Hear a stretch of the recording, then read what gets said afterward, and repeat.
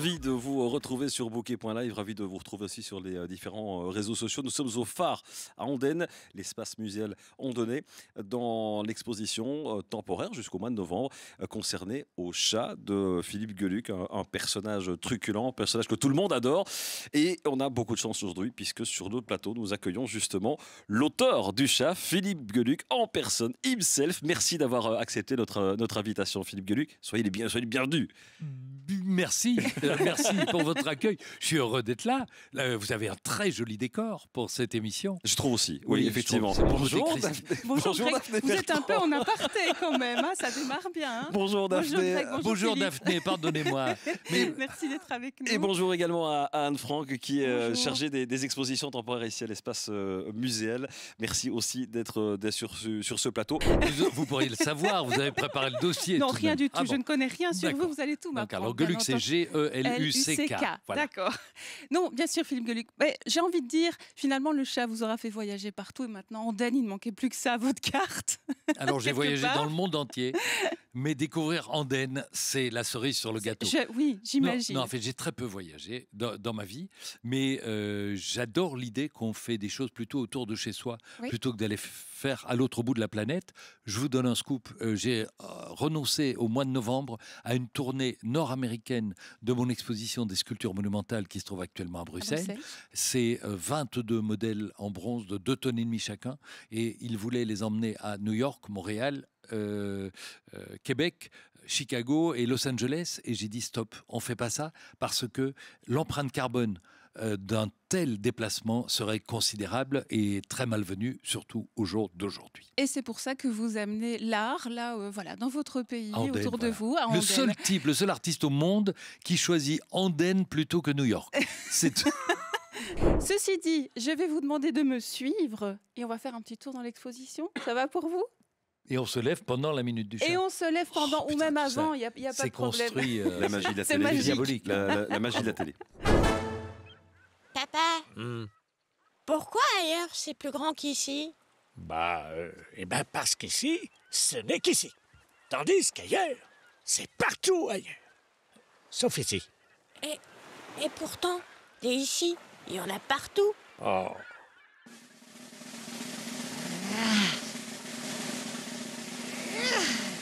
Il est plus facile de penser qu'on ne pense pas que de ne pas penser qu'on pense. Je sais pas ce que vous en pensez.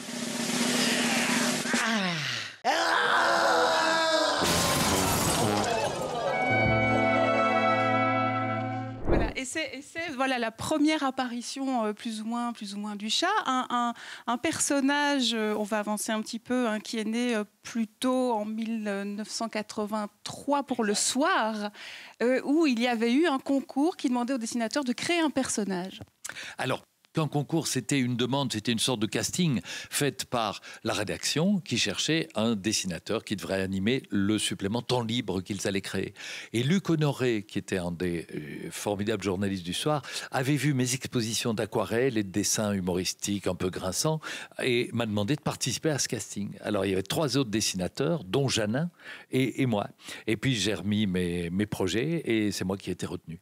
Et Janin, Frédéric Janin, que je salue, m'a apporté quelques années plus tard son répondeur téléphonique en me disant voilà sans doute l'appareil électrique qui aura changé ta vie, je te l'offre parce que ce répondeur est tombé en panne le jour où il a reçu le message du soir et il n'y a jamais répondu.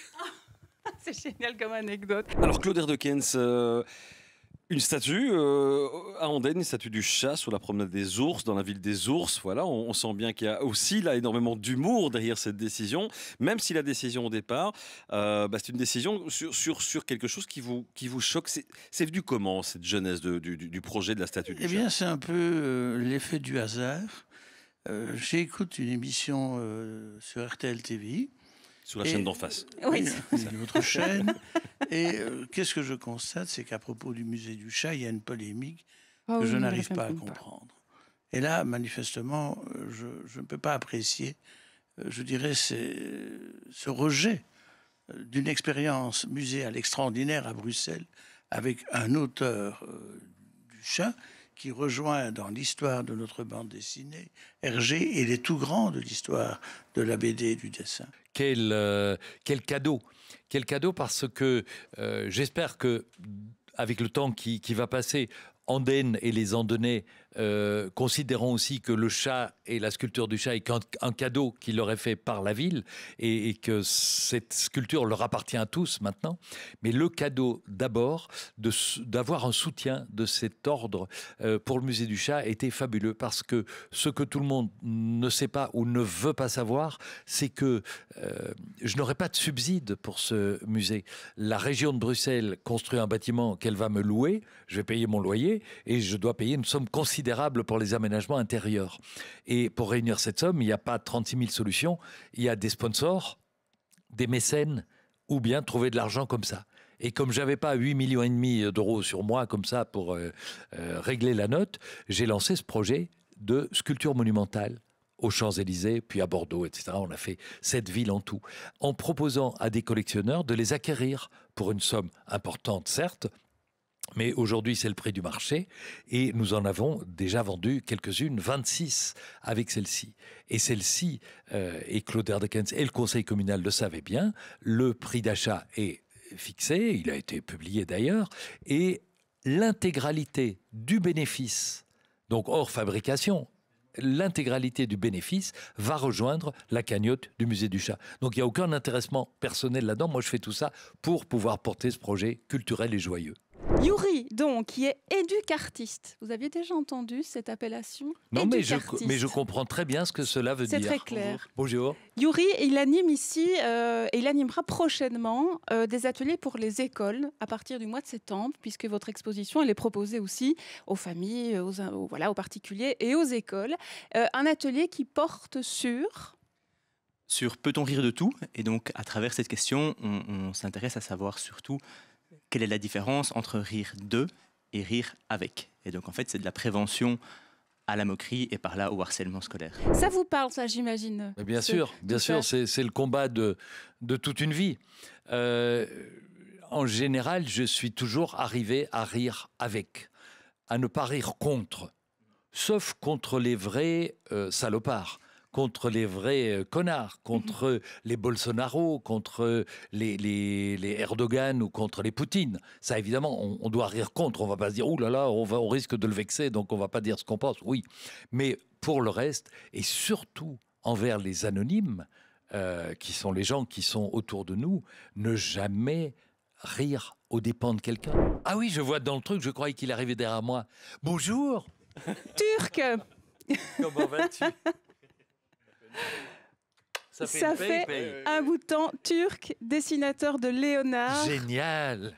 Est-ce que la famille des dessinateurs belges, des BDistes, des artistes, c'est un peu une famille où on se suit, où on regarde ce que l'autre fait avec bienveillance? Comment ça se passe? Attends, mais nous, évidemment, nous, on se voit environ tous les 35 ans. Donc, c'est une vraie famille, quoi. Oui. Mais on s'estime, quand on se rencontre, on est toujours très heureux. Mais pourquoi c'était si important pour vous d'être là pour l'inauguration? Mais parce que j'aime beaucoup ce que fait Philippe et que je voulais voir absolument cette exposition et voir les statues aussi, les toucher, parce que je ne les ai jamais vues qu'à la télévision ou dans les journaux. Chouette. Ça me touche. Voir ça. Ça me touche. On s'observe, on se suit, on est passionné par le travail des autres. Et je trouve, je ne sais pas si c'est ton avis aussi, mais je trouve qu'il y a des métiers des métiers artistiques dans lesquels il y a beaucoup de jalousie, notamment dans le spectacle, où le type se dit pourquoi c'est lui qui a eu le rôle et c'est pas moi, etc. Oui, ça je l'ai jamais ressenti dans mon métier. Ça fait longtemps que je le fais pourtant, et j'ai jamais senti ça. Et dans notre métier, j'ai plutôt le sentiment que c'est tout le contraire, qu'on est attentif et admiratif du travail des autres parce qu'ils font des choses que moi je ne sais pas faire, moi je fais des choses que vous ne savez peut-être pas faire, et ça suscite de l'enthousiasme et de l'admiration. Et on est en général tellement heureux du succès des autres, alors que dans d'autres domaines, ça crée de la jalousie. Il a voulu être présent d'une manière ou d'une autre, Jacques Mercier. Donc on va... c'est gentil. Alors, il n'est pas là, mais virtuellement, bien entendu. On l'écoute. Bonjour Jacques Mercier. Bonjour Daphné. Merci d'être avec nous. C'est un plaisir. Oui, mais je les vois, vous êtes rayonnant et je pense qu'il était important pour vous bien d'être présent d'une manière ou d'une autre aujourd'hui parce que Philippe Geluck, c'est un ami, un très bon ami de longue date. Hein. Oui, absolument. Et j'essaie d'être toujours là pour les grandes et belles occasions. Et il y en a beaucoup avec Philippe parce qu'il travaille, il est créatif comme personne dans beaucoup de domaines. Alors je suis content qu'il soit en Andenne. Il y a beaucoup de personnes, enfin il y a quelques personnes d'Andenne qu'on connaît. J'ai travaillé avec Julie Morel il n'y a pas longtemps dans une de ses émissions, puis Roger Laboureur a fait partie même à une époque du jeu des dictionnaires pendant quelques saisons. Et puis, je pense avoir été à la remise du Mérite Wallon de Cécile de France, qui doit être d'Andenne aussi, je pense, malgré son nom de France. Et puis, il y a un poète qui s'appelle Éric Brognier, que j'aime beaucoup. Et à propos de poésie, je pense que vous savez que Philippe Geluck, je l'ai rencontré d'une façon très particulière. Je n'ai pas envie d'en dire plus, mais il faudra lui demander. J'écoutais Jacques Mercier dans son émission Musique au petit déjeuner tous les matins à la RTBF. Et avant ça, il avait fait Dimanche Musique avec Stéphane Stéman, que les gens de notre génération écoutaient passionnément, et notamment la tranche 23-24 qui était un peu licencieuse. Et donc c'était pour moi quelqu'un d'emblématique et d'admirable. Et le voilà qui se met à présenter une émission à la RTBF en direct l'après-midi. C'était 2 heures, de 14 à 16 heures. Et un jour, il m'invite dans son émission pour parler du spectacle. Et ils avaient dans cette émission les 5 minutes dédiées à la poésie. Alors, l'interview se passe formidablement. Et puis, chaque jour, il lisait à l'antenne un poème sélectionné envoyé par un auditeur ou une auditrice. Et ce jour-là, c'est une dame. Et Jacques a la très bonne idée de dire, mais puisque nous avons un comédien devant le micro, on va demander à notre invité de lire le poème de Madame Marie-Thérèse du Schnork. Et je commence à lire. On ne se connaissait pas, Jacques et moi. C'est la première fois qu'on se rencontrait. Et je commence à lire ce poème, qui honnêtement n'était pas non plus du Chateaubriand. Je parle pas du steak, hein, je parle du pain. Et je commence à le lire et au bout de quelques lignes, je croise le regard de Jacques que je vois commencer à rire. On n'avait pas les faux nez avec les moustaches, mais c'était tout comme. Et il commence à rire. Et évidemment, moi, je ris de le voir rire et il rit de me voir rire parce que je le vois rire. Et donc, j'essaye d'avancer. On était en direct. Et j'essaye d'avancer dans ce poème et je n'y arrive pas. Et je m'étrangle. Et je le vois tomber, mais littéralement de sa chaise sous la table, à pleurer de rire par terre. Et moi, je n'ai plus pu avancer. Il a fait signe d'envoyer un disque. Après, on s'est calmé. On s'est excusé. La dame a écrit qu'elle n'était pas très contente. Et on a dit que son poème était magnifique et que nous lui présentions nos plus plates excuses. Mais donc, notre première rencontre, ça a été dans un fou rire de légende. Et il y en a des centaines, voire des milliers qui ont suivi.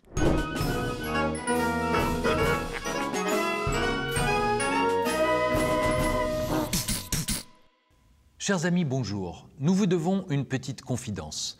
Vous savez qu'à la télévision, il n'est pas rare qu'un sponsor intervienne de façon discrète. Mais celui qui nous offrait nos lunettes a fait faillite et nous allons donc, à la demande de la production, devoir en changer. Et nous allons vous donner aujourd'hui l'explication de l'expression « être dans de beaux draps ». Bonjour, monsieur Dictionnaire. Bonjour, Philippe. Être dans de beaux draps. Eh bien, comme c'est intéressant. C'est un peu ce que nous vivons. Eh bien, ça vient d'être dans des draps blancs, où on voyait tous les défauts quand on mettait le corps. Et donc, être dans de blancs draps est devenu être dans de beaux draps. Voilà. Et ça remonte à quelle époque? Oh, attendez, le 19e. 19e, donc ce n'est pas si lointain que ça. Ce n'est pas si lointain. Eh bien, je vous remercie pour votre bonne attention. Et Monsieur Dictionnaire, je n'ai qu'un mot à vous dire. Merci. Merci, Monsieur Dictionnaire. Madame, Monsieur Dictionnaire, mais qu'est-ce que c'est gai de le recevoir. C'est en une prise, on est d'accord, c'est en une prise. Oui. Ça, c'est en une prise, et c'était l'époque où on le faisait en un seul plan. Donc on pouvait pas, il fallait être à 1 minute 20 précise. Et alors parfois on devait en jeter parce qu'on faisait 1 minute 25. Le réalisateur disait mais non, refaites, etc. Bon. Maintenant, on va écouter le deuxième invité qui a tenu à être présent. D'une manière ou d'une autre, c'est Pierre Kroll. Évidemment, bonjour Philippe. Alors Philippe, je te souhaite la bienvenue à Andenne. Je ne suis pas d'Andenne, mais Andenne est quand même en Wallonie et je suis wallon et pas toi. Donc ça te fera au moins quitter Bruxelles, d'aller un petit peu à Andenne. Bienvenue, tu verras, les Wallons sont sympas. C'est pas toujours un cadeau d'être wallon, mais bon, c'est autre chose. Ça. Vous le titillez un peu là, non, déjà? J'ai l'impression. Ouais, il est plus bruxellois que wallon, il faut bien dire. Ouais. Oui. Il veut être un peu tout, Philippe. Il veut être le monde entier, évidemment. Mais bon. C'est-à-dire, il veut être un peu tout. Oh, ben, vous savez ce qu'on dit de lui. Il m'entend, là, Philippe. Ben oui, il va vous entendre, oui. Qui veut en faire trop, qui veut être partout, qui veut être... quand c'est pas dessinateur, c'est sculpteur, c'est comédien, c'est... je sais pas quand il fera de la politique, je pense que ça, il en a quand même un peu peur. Mais Philippe, il prend beaucoup de place, voilà. Mais c'est pas méchant de le dire. C'était très bienveillant, effectivement, cette interview. Mais il prend beaucoup de place, ça, c'est quelque chose. Oui, vous le prenez comment, ça? Notez que c'est un type dont on voit les dessins partout qui me dit ça. Tu ouvres le journal, il y a du Kroll, tu ouvres un hebdomadaire, il y a un autre, il y a du Kroll, des affiches pour machin, il y a du Kroll. En radio aussi d'ailleurs. Tu vas au spectacle, poum, c'est Kroll qui est sur la scène. Donc, poète. Le chat, il a l'air facile à dessiner, comme tous ces trucs qu'on a vus 100 fois, et parce qu'il est évidemment pas dans 36 attitudes, quoi. Philippe l'assume très bien, ça, c'est une icône, quoi. Le chat, c'est un... Voilà, comme on dessinait la Vierge avant, ou Jésus, tout était codé, il fallait le faire toujours de la même manière. Et je vous disais, c'est pas si facile à faire que ça. Tenez, quand j'essaye, avec la meilleure volonté du monde, c'est pas évident, C'est pas évident. Voilà, ça, c'est un cadeau à Philippe. Plutôt que de lui montrer que je peux le faire, c'est de lui montrer que j'y arriverai jamais tout à fait. Voilà. Quel menteur, c'est pas vrai, parce qu'il l'a fait déjà et il peut le faire mieux que moi, parce qu'il est brillant. Mais voilà, je prends ça, oui, comme il le dit, peut-être le regret. C'est vrai que le chat est un compagnon de route, c'est un autre moi-même. Si je suis Laurel, il est Hardy, si je suis Hardy, il est Laurel. Et je me retrouve aussi dans cette complicité que j'ai eue avec Frédéric Dard, qui écrivait San Antonio. C'est que son San Antonio, il l'a écrit jusqu'à sur son lit d'hôpital. C'est son fils qui a terminé le dernier roman, qui n'a pas pu terminer. Et que c'est un compagnon de route, effectivement. Et on accueille Mélia avec nous. Bonjour Mélia. Bonjour. Merci d'être là. Mélia, elle est animatrice ici aussi à l'espace muséal d'Andenne et c'est elle qui gère d'une main de maître l'atelier Crée ton chat. Mélia, je te laisse expliquer tout cela. Oui, je suis très très gênée, vous avez vu, parce que je suis là depuis tout à l'heure et j'entends dire qu'on ne peut pas dessiner le chat, que tout le monde ne peut pas le faire, que même Kroll n'y arrive pas, et nous c'est ce qu'on propose aux visiteurs, donc vous voyez dans quel état ça m'a mis. On ne peut pas le dessiner après ma mort, mais... Là, je suis encore vivant. Il faut que vous veniez jusque fin novembre et après, c'est promis, on arrête de je faire vous le dessiner. promets. Oui. Finalement, nous avons vu ensemble quelques dessins ici au 5e étage du phare, mais il y a encore une partie au 3e étage. Et c'est eux qui vont nous en parler. Ensuite, on se retrouve avec toi, Mélia, avec toi, Turc, avec vous, Philippe, et on va essayer de créer notre chat. Le chat détourne un petit peu l'art et les grands maîtres de l'art. Voilà, en fait, Philippe Geluck était un grand amateur d'art et c'est sa manière à lui de rendre hommage au grand maître. Donc, il a détourné des œuvres, c'est super comique. Alors, évidemment, ça demande quelques références, mais quand on ne les a pas, c'est pas grave du tout parce qu'en fait, il y a toujours l'explication. Si on prend par exemple le dessin de Soulages là, en fait, Soulages, c'est un peintre qui a exploré dans ses œuvres, vraiment, il a dédié sa vie à explorer le noir, donc dans toutes ses formes, avec tous les reflets possibles, etc. Et donc, voilà, Soulages, une femme de ménage, c'est un peu de peinture qui se renverse, ou alors celui-là qui est excellent parce que c'est vraiment de l'humour burlesque finalement, c'est le pot de peinture. On imagine noir qui va se déverser sur celui qui rentre au musée Soulages. On retrouve l'humour effectivement du chat, l'humour de Geluck à travers ces hommages, parce que ça reste aussi des hommages. Soulages, je pense que Geluck est un des seuls artistes vivants à avoir été exposé d'ailleurs au musée Soulages. Il a été exposé au musée Soulages. du vivant de Soulage d'ailleurs, parce qu'il nous a quittés il n'y a pas très longtemps. On avait envie de jouer. Mais voilà, oui. avec Mélia. Donc Mélia, Alors. explique-nous ce qu'on doit faire avec cette terre glaise.